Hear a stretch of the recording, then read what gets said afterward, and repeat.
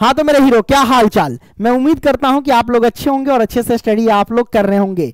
इस वीडियो में मैं आपको बताने वाला हूं सर, क्या बताने वाला हूं, तो एनसीईआरटी क्लास 10th मैथ का अध्याय 2 मैं आपको बताने वाला हूं, जिसका नाम है बहुपद। और इसके अंतर्गत जो प्रश्नावली 2.2 आता है, इसके जो भी प्रश्न है उसको हम सॉल्व करेंगे। फिलहाल इस वीडियो में हम प्रश्नावली 2.2 का पहला प्रश्न हम सॉल्व करने वाले हैं, इस बात को ध्यान रखना, ठीक है। इससे पीछे जितने भी सारे प्रश्नावली हैं उन सभी को हम सॉल्व कर चुके हैं, लिंक डिस्क्रिप्शन बॉक्स में मिलेगा, वहां से आप लोग जा करके देख सकते हैं। तो आइए पहला प्रश्न हम सॉल्व करते हैं।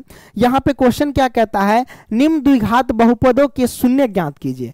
हमें जो भी द्विघात बहुपद दिए गए हैं उसका हमें शून्य ज्ञात करके बताना है, ठीक है। तो शून्य ज्ञात कीजिए एवं शून्यकों तथा गुणांकों के बीच के संबंध की सत्यता की जांच कीजिए, यह भी कहा जा रहा है। कोई दिक्कत नहीं, बड़ा सिंपल से हम ज्ञात कर सकते हैं। तो इसका हम पहला सॉल्व करेंगे। तो इसका अभी हमें शून्य ज्ञात करना है। सबसे पहले तो शून्य का हम ज्ञात कैसे करेंगे, है ना। तो आपको पता होना चाहिए, क्या पता होना चाहिए सर, तो ये गुणनखंड आना चाहिए, सबको आना चाहिए, क्लास 9 से 8वीं से, है ना, इन सभी से करते आ रहे हैं, तो गुणनखंड आना चाहिए। तो गुणनखंड विधि से हम इसका शून्य ज्ञात कर सकते हैं।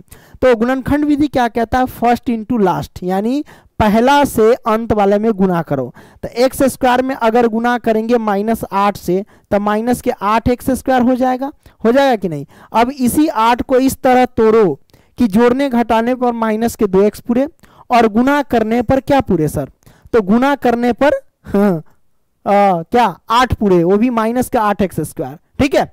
तो भाई कैसे कर सकते हैं, है ना। तो पहले आप 2 से लगाओ तो कितना होगा 4।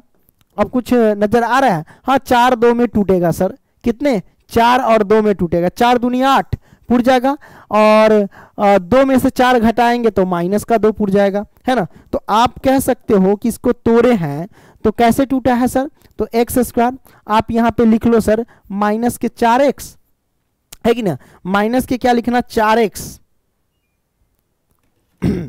माइनस के 4x और प्लस के 2x।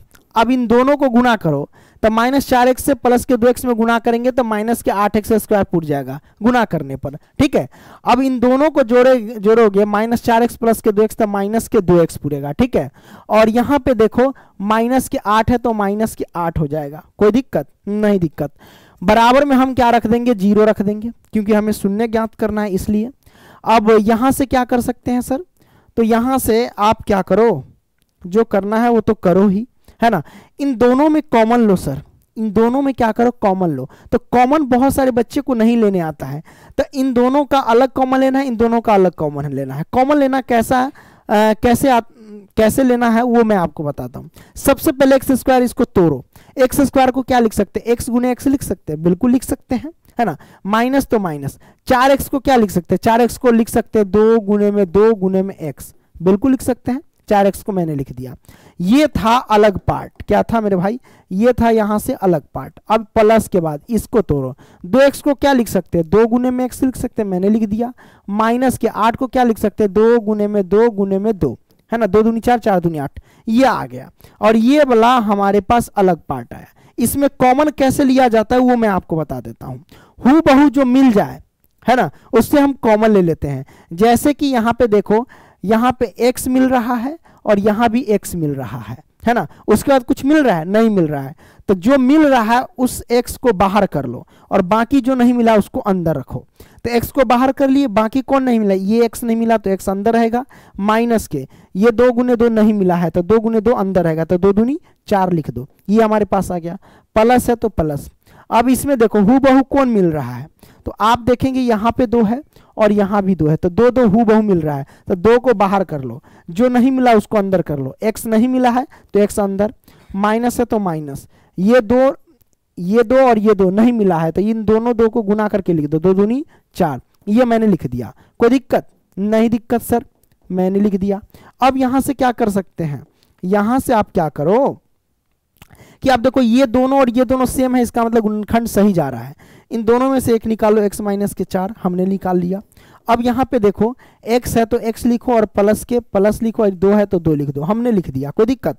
x माइनस 4 और ये हुआ x प्लस 2, है ना। ये आ गया, बराबर में 0 लिखो, बराबर 0 कहने का इसके भी बराबर 0 और इसके भी बराबर 0 लिखो, तो x माइनस के 4 बराबर में 0 और इधर लिखो x प्लस के 2 बराबर में 0। जब इसको सॉल्व करेंगे तो x बराबर कितना आ जाएगा, प्लस का 4, इधर सॉल्व करेंगे तो x बराबर क्या होगा, माइनस के 2, यानी x की वैल्यू प्लस का 4 और प्लस का माइनस हो जाएगा, है ना, प्लस का नहीं माइनस का 2 हो जाएगा। ठीक है, तो x की वैल्यू प्लस का 4 और x की वैल्यू माइनस का 2 आया, ये हमारे पास आया शून्यक। अब यहाँ पे कुछ कहता है, क्या कहता है सर, है ना, तो यहाँ पे कहता है शून्यक तथा गुणांकों के बीच के संबंध की सत्यता की जांच कीजिए। हम सत्यता की जांच कर लेंगे, कोई दिक्कत नहीं है ना।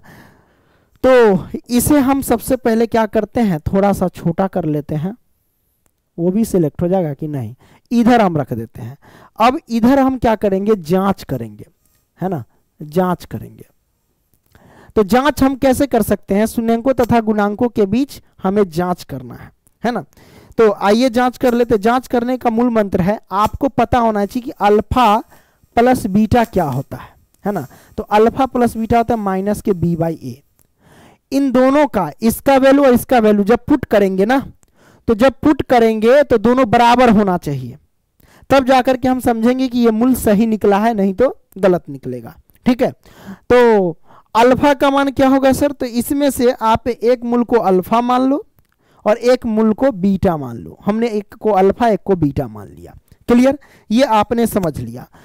अब यहां से हम क्या करेंगे सर, है ना, यहां से आप ये करो कि अल्फा की वैल्यू क्या है सर, तो अल्फा की वैल्यू 4 है तो 4 लिखो, प्लस में बीटा की वैल्यू क्या है, बीटा की वैल्यू माइनस के 2 है तो माइनस के 2 लिखो, बराबर में माइनस b/a है, क्या है, बराबर में माइनस के b/a है, तो आप क्या करो माइनस लिख लो, और b/a है तो सबसे पहले हम देखेंगे b का मान क्या है और a का मान क्या है, तो यहां से पता चलेगा।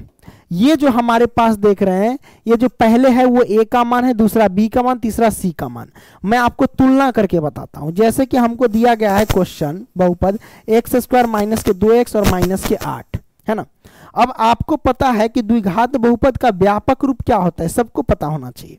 द्विघात बहुपद का व्यापक रूप होता है ax² प्लस के bx और प्लस के c होता है। इससे ये पता चला कि x² के जगह पे x² है, तो a की वैल्यू क्या होगी, तो a की वैल्यू इसमें 1 छिपा रहता है, 1 से गुना करेंगे x² में तो क्या होगा, x² ही होगा। तो कहने का मतलब a का मान जो आ गया हमारे पास, a का मान आ गया 1। आपने यहां पे देखा कि a का मान आ गया 1, कोई दिक्कत नहीं, दिक्कत मेरे भाई, ठीक है। अब यहां पे देखो b का मान क्या है सर, यहां पे तो देखो यहां पे b का मान जो है यहाँ पे माइनस का 2 है, क्योंकि x के सामने तो x ही है, b का मान माइनस के 2 और c का मान माइनस के 8 है। तो ये हमारे पास वैल्यू है। अब इसमें पुट करेंगे, तो चलो पुट करें, माइनस तो माइनस, b का मान क्या है सर, तो b का मान माइनस के 2 है तो माइनस के 2 लिखेंगे, और बटा में a का मान क्या है, तो a का मान 1 है तो 1 लिखेंगे। अब देखो 4 माइनस के 2, 4 में से अगर हम 2 को घटाएंगे तो क्या होगा, 2 होगा, बराबर में माइनस माइनस क्या होगा, प्लस का 2, ये हमारे पास आ जाएंगे, कोई दिक्कत नहीं, दिक्कत। तो 2 बराबर 2 हमारे पास आ गए, है कि नहीं। चलिए ये अच्छी बात है, तो ये हमारे पास आ गए, बराबर हो गया, इसका मतलब सही है। एक और हमारे पास कंडीशन है। कंडीशन क्या है सर, कंडीशन है एक और की अल्फा इंटू बीटा बराबर क्या होता है सूत्र, तो c/a। इस पर भी हम जांच करते हैं। अल्फा की वैल्यू हम देख रहे हैं कि 4 है, गुने में बीटा की वैल्यू माइनस के 2 है, बराबर c/a। तो c की वैल्यू क्या है, माइनस के 8 है, हमने निकाल के भी बताया माइनस के 8, और बटे में a का मान क्या है, a का मान उसमें 1 छिपा रहता है, 1 लिख दो, कोई दिक्कत नहीं। जब इसको हम लिखेंगे 4 दूना 8 माइनस के 8 होगा, और बराबर में माइनस के 8 तो माइनस के 8, तो ये हमारे पास आ गए। तो ये हमारे पास जांच सफल हुआ, है ना। अब जांच सफल हो गया, लेबोरेटरी में आए हुए हैं तो जांच तो होबे करेगा ना, है ना। तो ये देख लिए, तो पहला का आपने पहला प्रश्न बेहतरीन तरीके से सॉल्व कर लिया। दूसरा प्रश्न का इंड स्क्रीन में मिल जाएगा, या आई बटन में देख लेना, वहां पे भी मिल जाएगा, या प्ले लिस्ट में जाकर के देख सकते हो, ठीक है। तो अगर आपको ऑनलाइन टेस्ट देना है तो गूगल में सर्च कर लेना pankajstudycenter.com, वहां पे जाकर के ऑनलाइन टेस्ट दे सकते हो। मिलते हैं अगली वीडियो में, तब तक के लिए बाय दोस्तों, टेक केयर, लव यू।